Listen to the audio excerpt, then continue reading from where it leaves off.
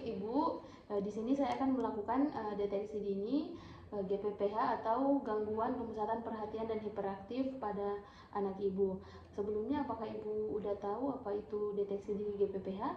Belum tahu Ibu. Belum tahu ya Bu ya. Jadi deteksi dini GPPH ini untuk mengetahui secara dini adanya gangguan GPPH pada anak Ibu. Nah, untuk melakukan deteksi dini ini dilakukan pada anak prasekolah atau pada anak usia dini. Ini dilakukan jika mengalami keluhan dari guru atau orang tua dengan keluhannya itu seperti anak tidak bisa duduk dengan tenang, kemudian selalu bergerak secara hiperaktif. Nah, di sini untuk melakukan pemeriksaan deteksi dini ini kita menggunakan formulir. Di dalam formulir itu ada pertanyaan-pertanyaan Ibu, nanti saya akan tanyakan kepada Ibu.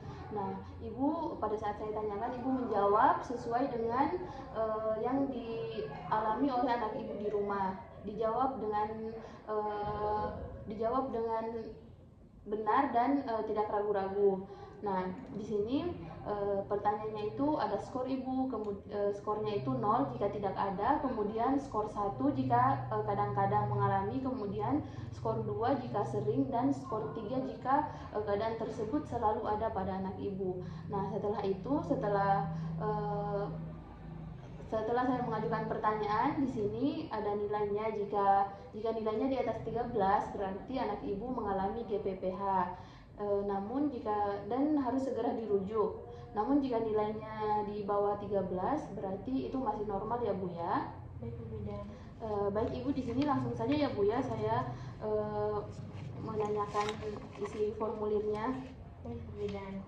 Baik Ibu, pertanyaan pertama, apakah anak Ibu tidak kenal lelah atau sering melakukan aktivitas secara berlebihan Bu? Nggak pernah Bu Bidan. Nggak pernah ya Bu ya. Kemudian apakah anak Ibu mudah gembira atau impulsif gitu Bu?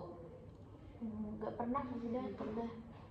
Kemudian jika kegiatan sehari-harinya kalau bermain sering mengganggu anak-anak lain nggak Bu? Kadang-kadang ya Bu ya. Lalu misalnya jika anak Ibu selesai bermain dan membereskan mainannya, membereskan dengan benar apa tidak Bu? Kadang-kadang diberesin. Kadang-kadang enggak selesai ya Bu ya. Kemudian apakah anak Ibu sering menggerakkan anggota tubuhnya dengan tidak henti gitu Bu? Nggak pernah ya Bu ya.